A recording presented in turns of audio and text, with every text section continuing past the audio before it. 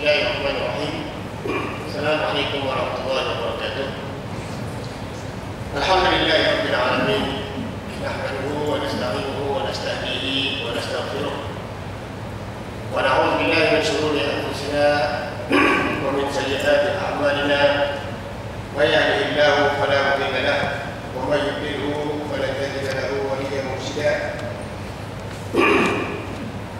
أشهد أن لا إله إلا الله وحده لا شريك له وأشهد أن سيدنا محمدا عبده ورسوله اللهم صل وسلم وبارك على هذا النبي الكريم محمد وعلى آله وأصحابه ومن اهتدى بهديه واستنى بسنته وجاهد بجهاده إلى يوم الدين أما بعد اللهم اجعل جمعنا هذا جمع مرحوما وتفرقنا من بعده تفرقا معصوما ولا تجعل فينا شقيا ولا محروما ولا مترودا يا ارحم الراحمين سبحانك لا علم لنا الا ما علمتنا انك انت العليم الحكيم سبحانك لا علم لنا الا ما علمتنا انك انت العليم الحكيم سبحانك لا علم لنا الا ما علمتنا انك انت العليم الحكيم.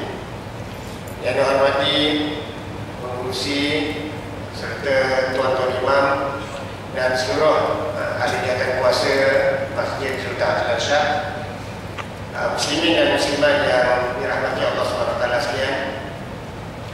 Pertamanya, alhamdulillah, kita banyakkan kesyukuran yang tidak terhingga kehadirat Allah SWT yang telah memberikan kepada kita sekali lagi peluang dan kelapangan untuk sama-sama kita menghirup udara, dan masih lagi diberikan oleh Allah SWT umur yang panjang untuk kita berkumpul dalam suasana yang penuh dengan keimanan, dalam suasana yang insyaAllah Allah SWT berkati, Allah SWT rahmati, dalam satu majlis ilmu yang kita harapkan di sebalik pertemuan kita pada malam ini Allah SWT menerima segala amal yang kita lakukan, mengampunkan dosa-dosa kita, memberkati baki-baki umur, sehinggalah bila kita bertemu dengan Allah SWT, kita bertemu dengan Allah dalam keadaan Allah redha dan Allah terima. Muslimin muslimat sekalian, insyaAllah pada malam ini kita akan berkongsi berkenaan tentang suatu topik ataupun satu isu yang sebenarnya cukup berkait rapat tentang isu survival ataupun isu kesinambungan kewujudan Muslim di Malaysia dan juga di mana-mana. Satu perkara yang sebenarnya cukup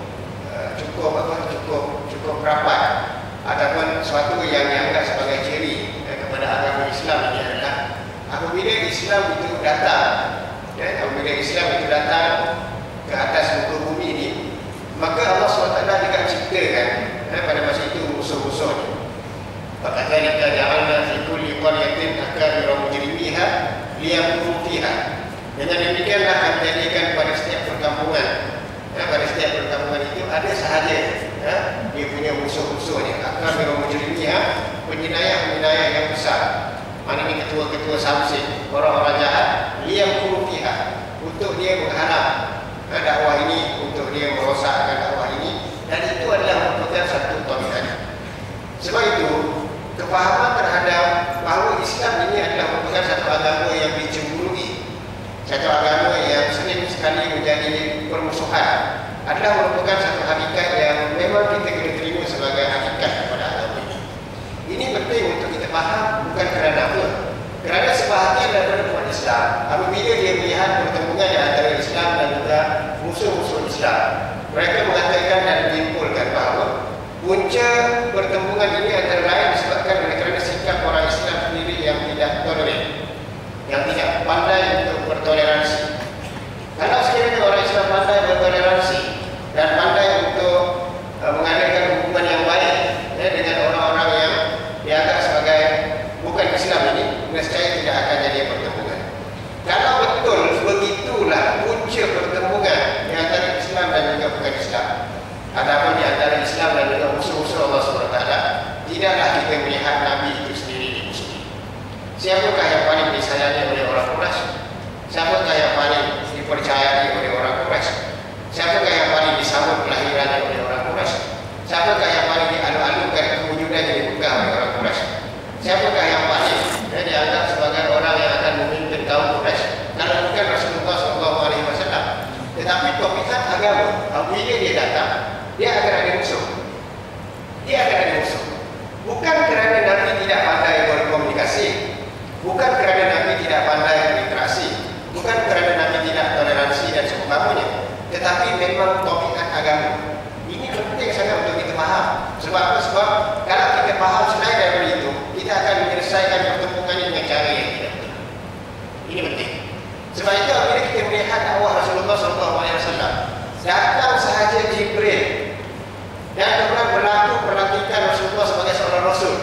dibawa Rasulullah ini oleh Khadijah radhiyallahu anha, dibawa bertemu dengan bapa saudaranya iaitu Waraqah bin Nawfal. Sebagaimana kisah yang kita tahu. Apa yang disebut oleh Waraqah bin Nawfal sehingga mengejutkan Nabi? Waraqah bin Nawfal kata apa? Dia kata inilah dia malaikat yang telah mendatangi Nabi Musa. Innahu namus alladhi atanihi Musa. Inilah dia namus itu maksudnya Jibril yang telah mendatangi Nabi Musa. Ya laitani kuntu jaz'an indama akhrajatka qaum. Alangkah baiknya, alangkah beruntungnya kalau sekiranya aku masih lagi kuat ketika mana kaum kamu menghalau kamu. Nabi pun terkejut. Sebab apa? Sebab Nabi menyangkakan bahawa orang Quraisy suka dia. Orang Quraisy menganggap dia sebagai pewaris kepada kerajaan Abdul Muttalib. Tetapi rupanya orang Quraisy bin kata apa? Dia kata min nabiyyin uti tabihi illa uti. Tidak ada seorang nabi pun yang didatangi sebagaimana yang mendatangi kamu ini kecuali mereka akan disakiti. Nabi bertanya kepada orang Quraisy dengan satu pertanyaan yang menunjukkan keheranan. Awamu suwiji'ihum. Adakah mereka asal Arab? Orang Quraisy kata iya. Dan memang berlaku begitu. Sebab itu apabila Rasulullah SAW bertemu dengan sekumpulan Arab Badui. Arab Badui ini maknanya orang-orang dulu yang tidaklah cantik sangat, tidak bertamadun, hidup dalam keadaan orang kata macam orang kampung yang ceruk-ceruk ni, yang tidak pandai sangat pun, tidak mempunyai pendidikan yang tinggi. Tetapi apabila Nabi berkata kepada mereka, ditanya oleh Arab Badui kepada Nabi, ila matad'una ya asal Arab, ke arah mana kamu menyeru kami wahai saudara itu? Lalu apa dijawab oleh Nabi? Dia kata, "Hukum kita syahadu an la ilaha illallah wa anni rasulullah." Aku menyeru supaya kamu menyaksikan bahawa tidak ada Tuhan melainkan Allah dan aku ini adalah Rasulullah. Apa dijawab oleh Arab Badui tersebut? Arab Badui yang tak cerdik ni, tuan-tuan dan puan-puan, Arab Badui yang tak cerdik ni dia kata apa? Dia kata hadzal amru takrahu al-muluk. Ini adalah merupakan satu urusan yang dibenci oleh raja-raja. Satu hal bukan al-Arab wal Ajam. Kamu akan diperangi oleh orang Arab dan orang bukan Arab. Orang Badui pun faham komitmen agama Islam itu macam itu. Jadi sebab itu, apabila kita melihat sejarah para Nabi, ambillah sejarah Nabi Adam, Nabi Idris, Nabi Nuh. Nabi Nuh sudah ada musuh. Dan begitulah seterusnya. Dari setiap sejarah Rasulullah, setiap sejarah para Rasul, kita akan dapati memang betul sebagaimana yang disebut oleh Allah SWT. Maka tadi ja'alna fi kulli qaryatin akabira mujrimiha liyamkuru fiha. Maka dengan demikianlah akan dijadikan pada setiap perkampungan itu akan ada sahaja musuh-musuh, orang-orang yang besar yang melakukan tipu daya kepada penduduk kampung untuk menghalang dakwah ini daripada berjalan. Jadi di sini kita melihat usaha untuk menghalang dakwah ataupun usaha untuk menghapuskan Islam ini adalah merupakan satu usaha yang berterusan dari dulu sampai sekarang. Kalau kita melihat sejarah Rasulullah SAW, kita akan dapat bahawa sejarah itu adalah merupakan sejarah mempertahankan agama. Dan apa yang dilakukan oleh Abu Lahab, Jahal dan lain-lain orang-orang kafir Quraisy, begitu juga apa yang dilakukan oleh Musa Rum, apa yang dilakukan oleh Musa Parsi, tidak lain mereka cuba untuk menghalang dakwah ini daripada tersebar, dan mereka cuba untuk menghapuskan identiti Muslim. Dan pertemuan ini akhirnya berakhir di mana? Di manakah akhirnya berakhir pertemuan ini? Kalau sekiranya kita melihat situasi yang ada sekarang, dan kita boleh tengok jelas bahawa musuh Allah SWT ni, dia bukan nak setakat kuasa politik, dia bukan nak setakat minyak, petrol, hasil bumi dan seumpamanya, tapi dia pergi lebih jauh daripada itu. Kalau sekiranya kita melihat ketika mana Portugis datang ke Tanah Melayu, datang ke Melaka, apa dibuat ke Melaka? Dia bukan setakat merampas perdagangan atau merampas perubahan, tapi dia korek kubu-kubu orang Islam. Dia ambil batu-batu nisan orang Islam, dirobohkan masjid-masjid. Daripada perobohan masjid, daripada batu-batu nisan itu diambil, dibinanya kota Formosa. Kota Formosa adalah merupakan binaan yang dibina daripada runtuhan masjid dan juga daripada batu-batu kubur orang Islam. Kenapa dia buat begitu?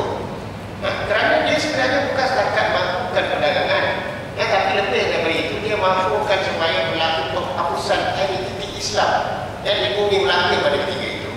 Kalau sekarang kita tengok pada sejarah Singapura dulu kawasan Islam, kawasan orang Melayu Muslim. Di situ berdagangnya orang Melayu, di situ berdagangnya orang-orang Bugis. Dan dia adalah merupakan kawasan orang kata macam pantai, yang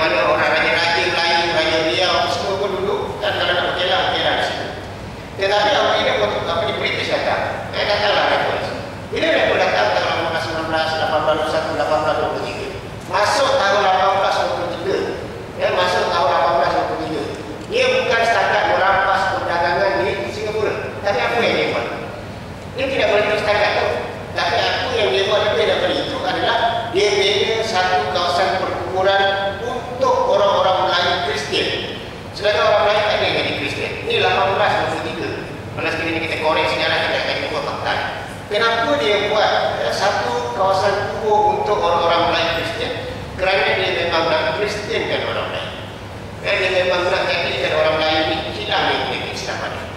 Dan apabila kita melihat sejarah di zaman sekarang pun, kalau sekali kita tengok Vietnam contoh, Vietnam dulu, kalau sekali kita baca sejarah, dia adalah merupakan satu kerajaan Melayu Islam yang dulunya dikenali sebagai kerajaan Melayu Campak. Satu kerajaan yang cukup besar. Semua orang Malaysia, orang Islam di Malaysia ini terhutang budi kepada orang-orang Islam Campak. Termasuklah juga orang-orang Islam di Filipina, termasuklah orang-orang Islam di Borneo, di Brunei, termasuklah orang-orang Islam di Pulau Jawa. Semuanya terhutang budi kepada ulama-ulama Islam daripada Campak. Kerana ulama Campak ini adalah merupakan satu kumpulan manusia yang cukup hebat, dan negara dia pun hebat keislamannya. Tetapi berlaku penghapusan identiti yang cukup dahsyat. Orang selama berkurun-kurun akhirnya bertukar. Campak itu sepanjang-panjang negara Campak itu semuanya bertukar menjadi satu negara baru, iaitu negara Vietnam. Asalnya itu adalah kerajaan Melayu Islam Campak, bertukar menjadi kerajaan budak Vietnam. Jadi dia nak sampai ke mereka itu. Kalau sekarang kita tengok Amerika masuk ke Iraq, kalau mereka masuk ke Iraq, dia masuk ke Iraq, misalkan dah mati, nuklir dah ada, minyak dah dapat, tapi kenapa dia tak keluar? Dia tak keluar kerana masih ada di Iraq orang-orang Islam yang masih mengamalkan Islam walaupun pada kadar tertentu. Walaupun pada kadar amalan tertentu, tapi pada mereka ini adalah merupakan ancaman dan dia orang menghapuskan identiti. Sebab itu Allah SWT menyebut dalam Al-Quran berkenaan tentang tabiat pertemuan di antara Islam dan juga musuh-musuh Islam. Bila dia akan berakhir? Dia akan berakhir apabila sampai ke nokta terakhir. Mereka bukan sahaja menangkan kuasa politik, mereka bukan setakat menangkan kuasa ekonomi, mereka bukan setakat menang kekuasaan itu ini, tetapi mereka nak pergi lebih jauh daripada itu. Allah SWT terangkan kepada kita dalam Al-Quran, wala yazaluna yuqatilunakum hatta yaruddukum an dinikum in istata'u. Mereka akan terus-menerus memerangi kamu sehinggalah mereka berjaya memurtadkan kamu kalau sekiranya mereka mampu. Jadi maknanya matlamat terakhir yang ingin dicapai oleh musuh-musuh Allah SWT ini di pengakhiran dan episode pertemuan ini adalah penghapusan identiti Islam. Habis. Maknanya orang Islam dah bukan orang Islam dah. Dia tak jadi Kristian pun tak apa, tapi dia tak praktik Islam. Dia tak pegang Quran, dia tak pegang hadis, dia tak pegang semua. Jadi mereka nak pergi sampai mana? Dalam Al-Quran juga disebut ayat yang kita baca, iaitu walan tarda ankal yahud wal nasara hatta tattabi'a millatahum. Orang-orang Yahudi dan orang-orang Kristen tidak akan reda terhadap kamu sehinggalah kamu mengikuti jejak langkah agama mereka. Maknanya mereka nak sampai dari situ. Sampai ke hujung, mereka akan asah orang Islam dalam pertemuan ini sampai di hujung, iaitu penghapusan identiti.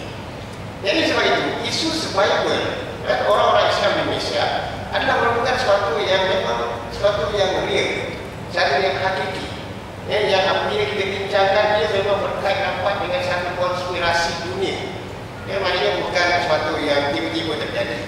Sebab kadang orang berfikir mudah-mudah dia kata kenapa orang Palestin dan orang Yahudi? Tidak bolehkah mereka ini hidup damai? Kenapa orang Yahudi bersungguh-sungguh membunuh orang Palestin? Tidak bolehkah mereka ini hidup dengan damai? Tidak bolehkah orang Palestin bagi sikit tanah kepada orang Yahudi? Ya sebenarnya pertemuan itu bukanlah satu pertemuan tiba-tiba orang Yahudi terfikir nak rampas Palestin. Dia rampas Palestin dan dia berlalu sampai sekarang. Bukan isu itu. Tetapi dia adalah merupakan satu konspirasi yang akhirnya bermatlamatkan untuk menghapuskan orang Islam di Palestin. Macam yang dia orang buat dekat Spanyol. Dulu Spanyol itu namanya Andalus. Andalus itu pernah menjadi negara Islam selama 80. Penduduknya bertutur menggunakan bahasa Arab. Mereka adalah merupakan ulama-ulama Islam yang hebat. Tetapi berlaku satu perang besar selama satu tempoh yang panjang. Akhirnya yang dipanggil sebagai Andalus Islam. Andalus bumi Islam hilang menjadi negara Kristen. Sampai sekarang Spanyol adalah negara Kristen. Begitu juga kalau sebenarnya kita tengok dekat Pulau Cyprus. Pulau Cyprus itu adalah bukan satu pulau Islam. Dibuka di zaman Sayyidina Osman dan menjadi pulau Islam selama 5 kurun. Sekarang dah jadi pulau Kristen. Pulau Kristen. Maknanya format yang sama mereka nak lakukan di Palestin. Dan format yang sama dia nak lakukan di bumi kita. Kalau dia boleh pergi sampai ke arah penghapusan identiti Muslim, dia akan buat. Dia akan lakukan, dia akan buat solusi. Jadi di sini penting untuk kita faham tabiat pertemuan dan dia punya taktik-taktik dia. Orang Barat atau musuh-musuh Allah SWT ni, Amerika, apabila mereka melihat pertemuan, mereka berfikir dan mereka kaji semua. Ya, mereka study tabiat pertemuan ini. Kalau sekiranya sebelum ini, kalau tuan-tuan perasan sebelum ini, kalau sekiranya kita tengok tahun 99, tahun 2000, 2001, kita akan mendapati bahawa mereka menumpukan sepenuh perhatian mereka kepada perang ataupun memerangi teroris ataupun pengganas. Sebab apa? Sebab pada masa itu mereka berpandangan bahawa musuh mereka adalah pengganas Islam. Kalau sekiranya pengganas Islam ini dihapuskan, dan maka pada masa itu Amerika boleh survive, Amerika boleh hidup, Eropah boleh hidup. Yang menjadi ancaman kepada mereka pada pandangan mereka ketika itu adalah kerana wujudnya teroris, wujudnya pengganas Islam. Jadi pengganas ini perlu untuk dihapuskan. Sebab itu pada sekiranya kita melihat 99, 2000, 2001 dan seterusnya, kan, untuk beberapa tahun, untuk satu tempoh itu, mereka sungguh-sungguh menghidupkan watak Osama bin Laden contoh. Osama bin Laden ini adalah bukan satu watak yang mereka. Kalau sekiranya kita tanya orang Afghanistan, Osama bin Laden ini orang biasa, bukan pengganas pun. Kalau kita tengok muka dia pun tak nampak gaya muka pengganas. Ya, dia daripada keluarga kaya di Saudi, pergi berjihad macam orang lain berjihad. Tapi untuk menjadi ketua teroris, ketua pengganas itu jauh sekali. Dan kemudian sesuatu yang pelik berkenaan tentang Osama bin Laden adalah watak ini sentiasa dihidupkan dan sentiasa dimatikan. Berapa kali mati Osama bin Laden dan berapa kali hidup balik. Sampailah akhirnya bila masuk tahun 2005-2006, mereka menjumpai satu teori yang lain, iaitu mereka mengatakan bahawa masalah Barat dengan Islam bukan masalah dengan pengganas, bukan masalah dengan pengganas Islam. Kalau sekiranya kita tengok dekat California, ada satu badan yang dipanggil sebagai Red Corporation. Red Corporation ini adalah merupakan satu badan besar dimiliki oleh Amerika. Dia merupakan satu badan kajian. Dia punya fungsi atau tugas adalah mengkaji berkenaan tentang isu-isu dan aspek yang berkait dengan keselamatan mereka. Jadi dia kaji. Dia punya overhead ataupun perbelanjaan tahunan dia dan mencecah 150 juta US. Dia punya staf seramai 1,600 orang dengan segala kepakaran yang masuk PhD semua dan PhD. Sebahagian besar staf dia boleh berbahasa dengan bahasa yang berbagai dan memiliki kepakaran dalam bidang yang berbagai. Jadi mereka ini siapa? Dan mereka ini adalah bukan satu kumpulan manusia yang mengkaji. Kerjanya mengkaji berkenaan tentang keselamatan mereka. Isu teroris adalah merupakan sesuatu yang hasil daripada kajian mereka. Ini datang daripada kajian mereka. Jadi mereka yang menafsirkan bahawa masalah mereka adalah masalah pengganas Islam. Jadi oleh kerana itu perlu dicipta sesuatu untuk memerangi pengganas Islam. Dicipta watak Osama bin Laden, kan, dicipta peristiwa letupan yang berdisi, dicipta itu, dicipta ini, dan dicipta banyak lagi benda lain. Dicipta banyak lagi benda lain untuk menggambarkan bahawa Islam ini adalah merupakan suatu agama di situ ada teroris. Jadi mereka memerangi teroris. Itu hasil daripada kajian mereka. Tetapi sesuatu yang perlu untuk kita tengok adalah apabila Red Corporation pada tahun 2007, tahun 2007, mereka mengkaji dan akhirnya tahun 2007 dia terjadi satu lagi kajian baru. Dalam kajian baru ini, kajian baru ini boleh di-download daripada internet boleh. Type di Red Corporation, cari kajian tahun 2007. Kajian 2007 setelah 217 buku surat. Kali ini, mereka mengatakan bahawa masalah sebenar mereka adalah masalah sebenar Barat dengan Islam sebenarnya bukan pada pengganas. Kita tak ada isu dengan pengganas, tetapi yang menjadi ancaman sebenar kepada Barat adalah Islam itu sendiri. Ini ada dalam laporan setelah 217 buku surat. Kalau tuan-tuan dan puan-puan rajin, cuba download, baca, kita tengok, teliti. Tahun 2007 punya kajian. Jadi mereka pun menamakan kertas-kerja dan kertas-kerja itu sebagai Building Moderate Muslim Network, iaitu membina jaringan Muslim moderate. Dan kajian itu menggambarkan isi kandungan apa yang terkandung dalam kertas kerja setebal 217 buku surat atau kertas kajian setebal 217 buku surat. Mereka mengatakan bahawa Islam tidak ada masalah pengganas. Isu sebenar bukan isu pengganas, tetapi isu sebenar yang mengancam keselamatan Eropah, keselamatan Barat, keselamatan PBB adalah isu Muslim itu sendiri. Jadi dia kata masalah kita sebenarnya adalah pada ajaran Islam itu sendiri. Dan kalau sendiri kita tengok laporan itu, kita akan dapat titik. Jadi untuk menyelesaikan masalah ini, dia kata, penyelesaiannya adalah dengan cara rosakkan balik ajaran Islam. Dia kena rosakkan.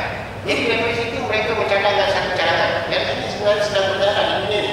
Sedang berjalan di dunia ni. Dan sampai ke Malaysia pun wujud. Usaha-usaha yang seumpama ini.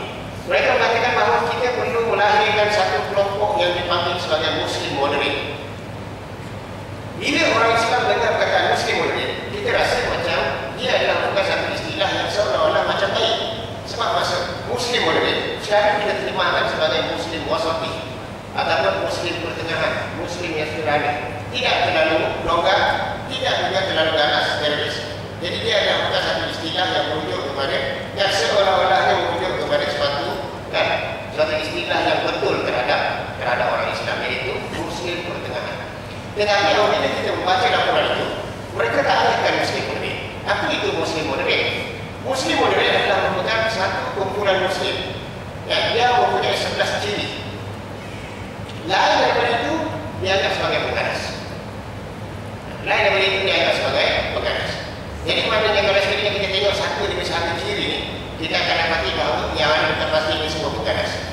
Sebab kita akan bersetuju dengan 11 ciri. Di antaranya contoh macam terima tak demokrasi dengan makna demokrasi yang meluas sebagai hak individu. Ini disebut demokrasi. Demokrasi berbeza dengan pilihan raya. Pilihan raya ini sistem pemilihan. Demokrasi ini adalah sistem atau falsafah hidup. Barat dia faham demokrasi bukan pilihan raya. Kita dia faham demokrasi ini pilihan raya. Sebab kita kata mari hidupkan demokrasi, kita bermaksud hidupkan pilihan raya.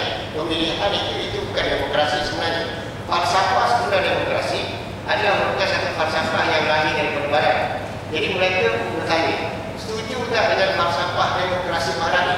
Kalau kita setuju, maknanya dia Muslim moderate. Kalau tak setuju, maknanya dia adalah bukan teroris. Apa maksud demokrasi pada barat? Kalau sekiranya kita mengkaji sejarah kelahiran falsafah demokrasi, kita akan dapati bahawa demokrasi lahir daripada satu proses yang panjang yang berlaku di Eropah apabila Kristian ataupun pemuka Kristian, puak gereja, dan kemudian pemerintah golongan istana yang merupakan golongan minoriti yang memiliki tanah dan melakukan kezaliman dan penganiayaan terhadap rakyat yang merupakan majoriti. Mereka halang semua benda. Mereka halang orang untuk jadi penemuan ilmu baru, contoh penemuan teori baru, semua dihalang. Jadi perkembangan ilmu terbantu di Eropah disebabkan kerana apa? Kerana gereja tak mahu ada orang cerdik. Orang-orang istana pula tak mahu ada orang memiliki harta yang banyak. Sistem pada masa itu sistem feudal. Jadi rakyat yang majoriti tertindas. Mereka tak boleh memiliki, mereka menjadi kuli-kuli dan buruh. Mereka juga tidak boleh untuk jadi orang cerdik. Semua itu dikontrol. Kita faham dalam sejarah, biasa kita baca sejarah ni, macam mana orang orang cerdik di Eropah apabila dia menjumpai teori bahawa bumi ini bulat, kan mereka itu dibakar. Sebagaimana kita tahu, kenapa mereka dibakar? Kerana dia kata apa? Kerana gereja apabila mendengar saja bahawa ada orang mengatakan bumi ini bulat, mereka memasukkan satu fakta dalam Bible. Dia kata bumi ini tidak bulat. Jadi dia kata orang yang mengatakan bumi ini bulat, dia berlawanan dengan wahyu, iaitu berlawanan dengan Bible. Jadi mereka dibakar atas nama agama. Atas nama agama. Jadi bayangkan suatu kezaliman yang berlaku pada masa itu. Akhirnya berlakulah kebangkitan di Eropah. Mereka tolak agama, mereka tolak Islam. Dan semua itu membawa kepada sesuatu yang dianggap sebagai, yang selalu disebut sebagai kuasa manusia, ataupun sederhana disebut kuasa rakyat. Dia asalnya maksudnya adalah satu falsafah yang lahir daripada suatu yang kita panggil sebagai humanism, yang menjadikan manusia, yang menjadikan kehendak manusia sebagai segala-galanya. Jadi demokrasi dia bukan isu rakyat nak pilih siapa, itu pemilihan. Tetapi demokrasi adalah suara dan juga kehendak manusia. Suara dan juga kehendak manusia ini kan mesti dipenuhi dan juga mesti diikut. Dan suara dan kehendak manusia yang diikuti dalam sistem demokrasi atau dalam falsafah demokrasi adalah mana-mana suara yang menentang, mana-mana suara majoriti daripada rakyat yang menegakkan agama, itu berlawanan dengan demokrasi.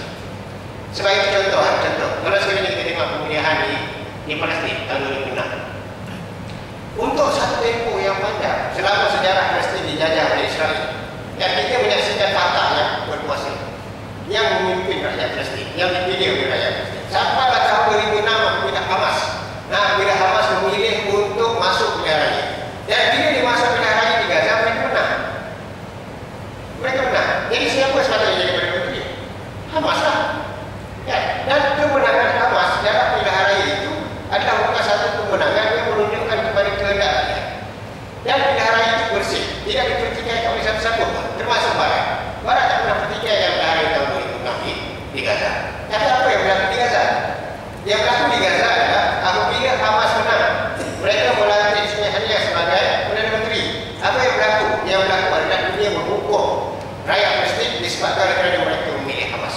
Dikepung, dibom, dilakukan macam-macam kepada penduduk Gaza tahun 2006-2007 dan sampai sekarang. Kemudian mereka melantik pula Perdana Menteri yang lain yang mewakili Qatar. Jadi kita kata apa benda demokrasi pada barat ni? Ya. Kalau kita faham falsafah demokrasi sebenar, falsafah demokrasi sebenar adalah mana-mana kehendak rakyat yang akan memenangkan agama, kehendak ini bukan namanya demokrasi. Sebab demokrasi adalah kehendak rakyat yang berlawanan dengan agama. Kerana asas kepada demokrasi yang lain di Eropah adalah setelah mereka menolak gereja. Jadi penolakan gereja adalah merupakan simbol kepada penolakan agama yang merupakan keras kepada demokrasi. Semacam kata macam di Mesir pun, bila kita tengok kursi naik, kursi naik pada tahun lepas dalam pilihan raya itu bersih. Tapi akhirnya mereka iktiraf. Amerika tak iktiraf, Eropah tak iktiraf, dan akhirnya mereka yang menyatukan kursi. Kenapa mereka menyatukan kursi? Sedangkan itulah pilihan rakyat Mesir. Sebab apa? Sebab kursi mewakili agama. Dia akan menaikkan agama. Jadi apa juga usaha yang dilakukan yang mewakili suara rakyat, yang akan menaik dan mengukuhkan agama, maka itu bukan demokrasi. Jadi di sini persoalan ditanya, adakah kita agama Muslim itu beriman atau kita kata berpegang kepada demokrasi dengan falsafah barat? Dengan falsafah